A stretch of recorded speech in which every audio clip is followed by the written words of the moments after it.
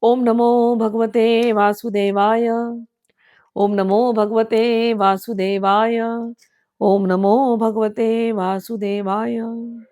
I pray at the lotus feet of my Gurus, Bhagwan Vishnu and Lord Shiva, that may these meanings of Vishnu Sahasranama come out with the feelings of the form intended. Today I am going to read from stanza number 4 till 13. In the previous videos I finished till 6, finished till 3, 1, 2, 3. And now the fourth verse I'm going to say. It starts with Sarva Sharvaha Shivaha. The name given here is Shiva. Bhishma Pitama is lying down on his on his bed of arrows, and he's looking at Krishna, and he started with the name of Vishnu, and by the time he came to the fourth verse, he says Shivaha. Why?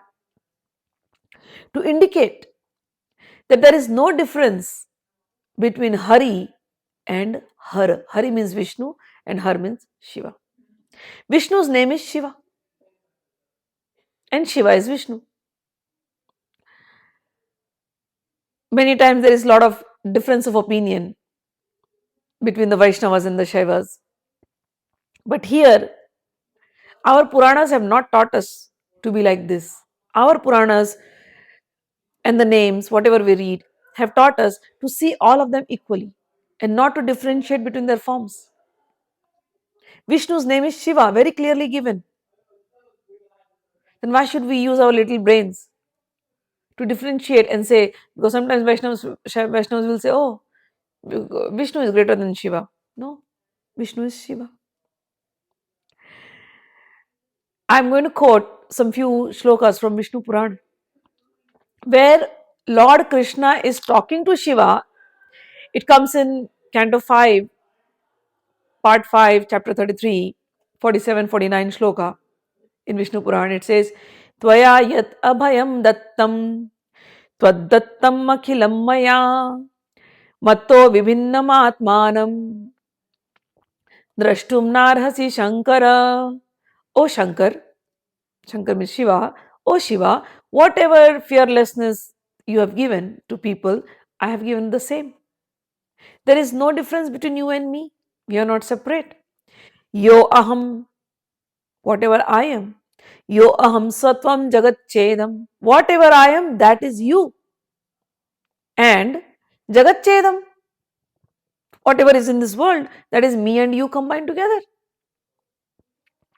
Avidya, yo aham satvam jagat chedam, sadevasuram mapun anupam. And all the devatas and everybody, whatever you see, it is us. Avidya mohitatmanah purushabhinna darshanah. Those who are seeing us separately. Who is saying this? Krishna is talking to Shankar, and he's saying, those who see us separately and differentiate between us, they are only deluded by the illusory energy and they are ignorant. Avidya mohit atmanah. They are deluded. They are because they are ignorant. Only they differentiate between us, but there is no difference between you and me. Similarly, in Bhavishyotter Puran, Lord Shiva says, Vishnur anyam tu pashyanti ye mam brahmanamev cha kutark matayo mudha patyante narkeshvadaha. Bhagwan Vishnu says, Bhagwan Shiva says, those who see me and Vishnu as separate, and even Brahmana mevacha, even Brahma, if they see us separate, if they see all the three of us separate, kutark matayo they are just arguing unnecessarily. Kutark means they are just being argumentative for no reason. Those who argue, oh, Krishna is big or Vishnu is big or Shiva is big. Kutark mati. False arguments. Kutark matiyo. And then he says, Mudha. They are fools. And then Lord Shiva says, Patyante narkeshvadaha. They fall into deepest hell, those who differentiate between me, Vishnu, and even for that matter, Brahma. And then he goes on saying, Brahmadam cha tatasma asmad Brahma hatya samam tvagam. And this is very sinful if they differentiate. And this sin is as equivalent to Brahma hatya. So one must not differentiate between the three of us. Whatever you see, everywhere you see, this is just Brahma, Vishnu, and Mahesh together. And also in Harivansh Mahapuran, which comes after Mahabharata, understand this was given in Mahabharata, this Vishnu Sahasranama. And after that, Harivansh Mahapuran was written, and in that Ved Vyas has written where Mahadev is talking to Vishnu. Mahadev says, Aham tvam sarvago deva त्वमेवाहं Janardan आवयोरन्तरं नास्ति शब्दैर अर्थै जगत्त्रये. O Janardan, O Vishnu, O the one who is spread everywhere, I and you. Aham tvam, I am you, you are me. And similarly, all these devtas, they come from us. In all the three worlds, nobody can differentiate us, not even with words or any type of meanings. Those who are doing this, it's not right. He goes on saying, Namani tava Govinda, Yani loke mahanti cha. O Govind, all the names that you have in this world, they are my names too. Like how we are reading now. It started from Vishnu, now it comes Shiva. He says, whatever Govind, you have the names, I have the same names. And there is no doubt about it. Tanyeva mama namani natra karya vicharana. There is nothing, no doubt in this. Your name and my name are the same. Yascha tva dveshti bhodeva sama dveshti na sanchaya.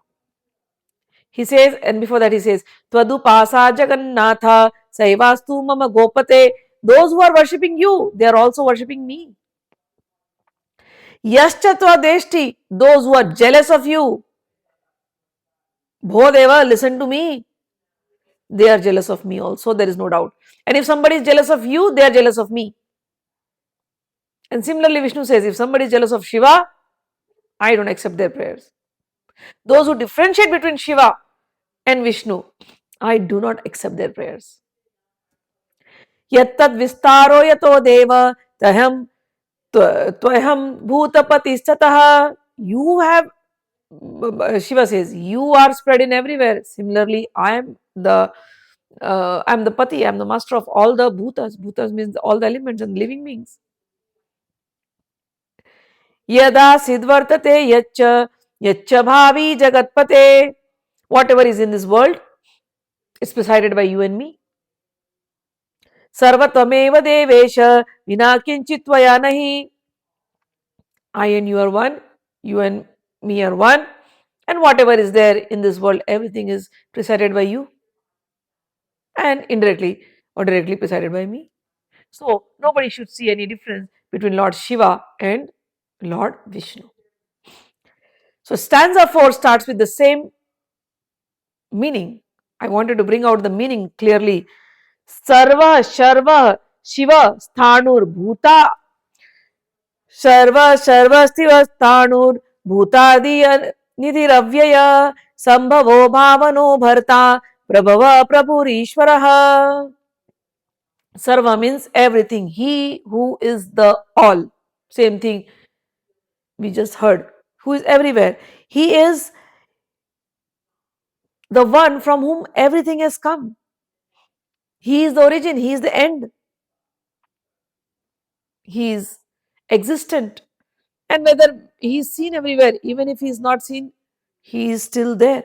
He is at all time. He is cognizant of all. And that is why he is called Sarva. Sarva means everything included. The truth, the reality and the unreal, the seen and the unseen, the known and the unknown, everything is included in him. That is why he is Sarvaha. Then comes Sharva. Sharva means the one who is very um, auspicious. The one who gives auspiciousness is called Sharvaha. And at the time of Pralay, means at the time of annihilation, he is the one who is giving, who is granting liberation to people. And that is why he is also called as Sharvaha. So Sarvaha, Sharvaha, Shivaha. Now why the name Sharva has been used here? Because that war happened and so many people were killed. But with these names, he wants to say, Bhishma Pitama wants to say, even though they were killed, it only good things happened to them because now they have all been delivered. Why they have been delivered? Because Bhagwan was there in the form of Shiva. And that is why everybody has been delivered here. So all auspicious things happens even if somebody has died in the battlefield. So one should not think that anything wrong. So he is called as Sharvaha because all good things happen from him. And who is that person? He is also called as Shiva. Shiva means who is beyond the three uh, guna of material nature. Three gunas means who is beyond the mode of goodness, beyond the mode of passion, beyond the mode of ignorance. He is called Shiva, means eternally pure. There cannot be any contamination of or imperfection of rajas and tamas in him. People many times compare and they say, there are some English explanations I had read in some translations where they compared Vishnu and Shiva and they said Shiva has some less qualities, Shiva has this qualities, that is why Shiva is lower. Shiva means eternally pure. Shiva means who is beyond the imperfection of tamas and rajas. Oh, some people say Shiva is tamasic. How ignorant. No, Shiva means beyond these three gunas, beyond sattva, beyond rajas, beyond sattva. He is Brahma, he is Shiva. This is how it is said in Stutis. There is no difference between Hari and Har. If somebody does that, Bhagwan Shiva has already told, they are worthy of going to hell. So do not differentiate, do not differentiate. So Shiva means eternally pure, who is beyond all these things. He is Brahma. Sa Brahma, Sa Shiva. This is what is said in Shrutis. He is Sthanu. Sthanu means he is permanent. He is always there. Bhutadi, he is the very cause for the great five elements. Space, air, fire, water and earth. And from that five elements came all the living beings. They are also called Bhut. This is also Bhutadi. This is also the name of Lord Shiva. He is the Bhutpati. So, he is the one. And Avyay Nidhihi. Avyay means he is the imperishable treasure of everybody. Nidhi means he is the precious, he's he's a treasure house where precious things are stored. He is the container of the entire universe. And when we all die, where do we go? In him. So, he is the one who makes this world and everything at the end goes into him. And therefore he is called as Avyay Nidhi. Then comes Sambhavaha, who takes birth by his own free will. In Gita, Bhagavan says, Dharma Sansthapanarthaya Sambhavami. Sambhava means who takes incarnations by his own will. Sambhavami yuge yuge. Bhavanaha. To do bhavana is to give. So he gives everything to his devotees. Whatever we pray to him, he is giving. So that is why he is called Bhavanaha. Bharata. Bharata means he is the one who is governing the entire universe and governing everything. So he is Bharata. Bharata also means maintainer of everything. He is Prabhavaha. That is, he is the womb of all the five great elements. He is Prabhu. He is the Almighty Lord of everyone. Then Prabhur Ishvaraha. Ishvara means the one who is the controller of everyone. Then we go to stanza number 5. It says, Swayambhu Shambhuradityah Puskaraksho Mahaswanaha Anadi Nidhano Dhata Vidhata Dhatu Uttamaha. He is Swayambhu, who manifests himself. Swayambhu is also the name of Lord Shiva, who manifests himself. Everything born must have cause, but he has no cause. He has manifested himself. He is the ultimate cause for everything. So he is called Swayambhu. He is, again, the next name is Shambhu. Shambhu is Shiv Shambhu, Mahadeva, Har Har Mahadeva. Shambhu means Shiva. He is Shambhu. Shambhu means, Sham means all auspicious things. The one who grants auspiciousness is called Shambhu. So Shiva and Shambhu both are grantor of auspiciousness. And that is why Vishnu's name is Shiva Shambhu. They all grant auspiciousness. There is no difference. Pushkaraksho. He is lotus eyed. Lotus eyed means if you look at his eyes, all your sufferings go away. Lotus is very cooling. If somebody has fever, you keep the lotus petal on his forehead and the fever will go away. So similarly, we are all having the fever of the world. We are always suffering. Either the physical elements are there or mental elements are there, or we are suffering because of the natural causes. Some suffering is always there, and that is why we are burning all the time. But when we look at Bhagwan, who has lotus eyes, the lotus eyes is called Pushkaraksha, and because of looking at him and him looking at us, all our suffering is gone. He is Mahaswanaha. Mahaswana means the one who is declared through all the Vedas. He is called Mahaswanaha. Swayambhu Shambhir. Oh, Aditya, I missed Aditya. Aditya means he is the sun. So he is the sun god. In Gita, Bhagavan says, out of all the sun gods, the 12 Adityas, Adityanam Aham Vishnu. I am Vishnu, the Aditya. So Aditya means Vishnu. Aditya also means the husband of earth. Earth is called Aditi, and Aditya means the husband of earth. So we bow down to that Vishnu who is the husband of earth, Mother Earth, and who is the sun god. We worship him.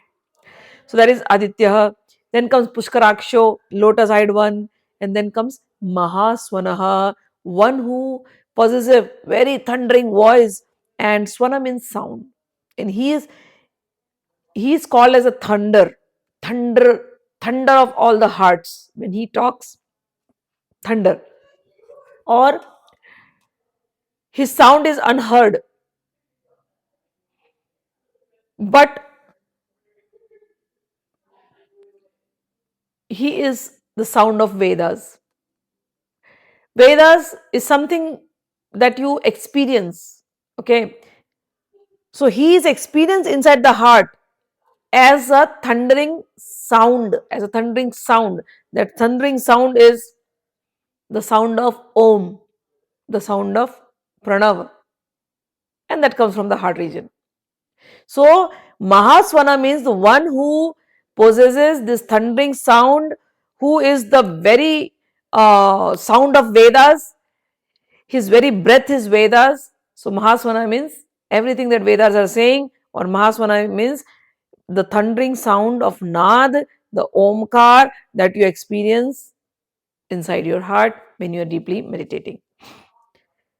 Then comes Anadi Nidhano Dhata. He is Anadi Nidhana. He neither has birth nor has he has death. And he is Dhata. Dhata means he is the substratum for all world, all the names, forms, everything. He is the foundation. He supports everything. He who is the screen. for the cinema of this experiences of life. He is Vidhata. Vidhata means the one who is the dispenser of all fruits of action. Dhaturuttamaha, he is the best dhatu.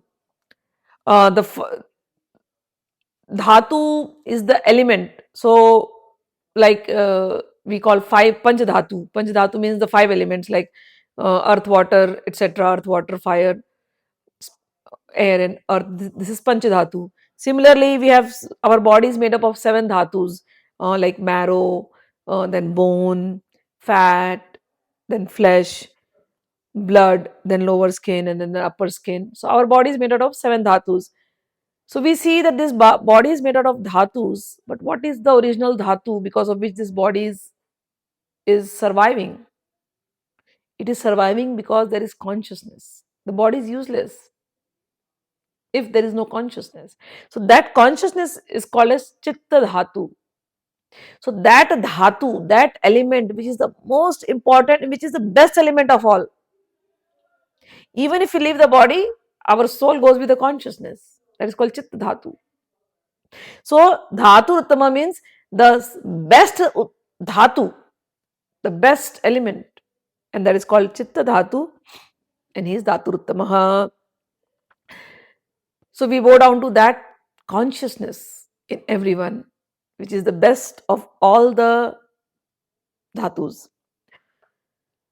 Now we go to stanza 6. Aprameyo rishikesha padmanabho amara prabhu vishwakarma manustvashta sthavishto sthaviro dhruvaha. Aprameyo. Pramey means praman, to give proof. So many times we try to explain Bhagwan, we try to give proofs from Shastras, from Vedas. But sometimes it feels like whatever proof you're giving, it is not able to provide the necessary things to understand Bhagwan. He cannot be understood in any logical terms of reference or comparisons. He's inexpressible. All the praman, all the proofs fail to explain him. Now, why is he saying this? Bhishma Pitama, in front of him, Krishna is standing. Yudhishthira is there. The Pandavas are there. Pandavas and even Bhishma Pitama know that this Krishna is Bhagwan, but there were so many people at that time who didn't believe he is Bhagwan. They were reading the Vedas, they are reading the Shrutis, Smritis, everything. But they are not praying to Krishna. They are praying to Shiva at that time. Okay, understand this. Gandhari was praying to Shiva. So here he has already mentioned, see that Vishnu, which people are praying, that Vishnu is Shiva, and the one who is standing here, the next, when we read the next one, the seventh one, you will hear the name. After this name, he will go and say that he is Krishna. He'll say that. But now in the sixth one, he's saying, he says, Aprameyo Rishikesha. There are a lot of proofs, but still it is very difficult, even if he is being seen in front of us. Pratyaksha, he still cannot be derived. Even if somebody is trying to come to a conclusion, some anuman, they're trying to decipher something, still it is very difficult to explain. Even if somebody tries to give an upama, some comparison, it is still difficult to explain. Who is Bhagwan? Aprameyo. He's standing in front, right in front of your eyes. But it is very difficult to explain. Duryodhan thought he is just a juggler, just a magician. Nobody could understand him. So that is why he is saying aprameya, who cannot be defined and explained in terms of any logical terms of reference with other things. And then he is Rishikesha. In Gita, when we read many times, Arjun refers him to as Rishikesha. Oh Rishikesh. Rishikesh means the Lord of the senses. Oh Rishikesha, the Lord of the senses. He is Padmanabha. Padmanabha means the one from whose navel springs a lotus on which Brahma comes. He is the creator of Brahma. We think Brahma created the world, but no, He is the creator of Brahma. Padmanabha. Amara Prabhu. He is the creator of all the devatas and he is the lord of all the devatas. Who are the devatas? The sun, water, fire, all the departments. Indra is the devata. We think, oh, Indra is the one who is giving us rain, that's why the earth is doing very well. No, but who gives the power to Indra? Who gives the power to fire? Who gives the power to all these devatas to maintain this world properly? So Amara Prabhu, he is the Lord of all the denizens of heavens. Padmanabho Amara Prabhu, Vishwakarma Manustvashta. He is Vishwakarma. Vishwakarma means the architect of the universe. He is this very creator of whatever you see, all the experiences that you are going through. So marvelous. This whole world is so marvelous. Everything you see in this world, every painting that you see, every bird you see, every dog, animal, whatever you see, it's all so beautiful, wonderful. He is the Vishwakarma. He is the one who designed it. You look at a bird, look at a parrot, how beautiful it looks. Look at a crow, what color the crow has. No matter how much rains come, its color never goes away. The black remains. Look at a bear, what fur it has. Look at the plants, how many different flowers. And in each flower, there are many there are many more different classifications. All the flowers will be very beautiful. Who has the who has created all this? He is Vishwakarma. He is the very creator. He is the designer, architect of this whole play. In Gita, he says, everything that is there is all in me and I am in them. He is Manu. Manu has two meanings. One, on whom we have to meditate upon. Manan karne yogya, on whom we meditate. That is Manu. Manu means mind. Manan Shila, it is iti Manu. And then another Manu is the one who is Prajapati Manu, from whom we all Manushya came. Manushya means human. We living beings. So we living beings, we came from Manu. Manu is our forefather. So two meanings. One, Manu means on whom we have to meditate. Second meaning is the father of living human beings. So we are all Manushya because we come from Manu. And then he is Twashta. Twashta means when we are dying, right? After death, what happens to the body? Where does the body go? Everything is decomposed. That decomposition, like this body is made out of five elements. All the five elements go into five elements. That decomposition of taking of this huge body, decomposing it into the minutest particle, that is a role which is done by Twashta. And everything goes back. Again, when we take birth, the same five elements, they are in the minute form. They grow and they become this big form. So all these roles is done by Twashta. He is Twashta. He is Thavishtaha.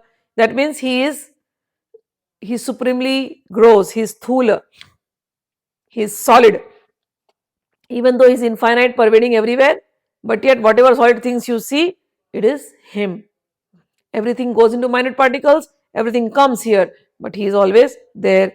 So Sthavishtaha, he is Sthaviro. Sthaviro Dhruva means, Sthavir means he is ancient, and Dhruva means he is firm.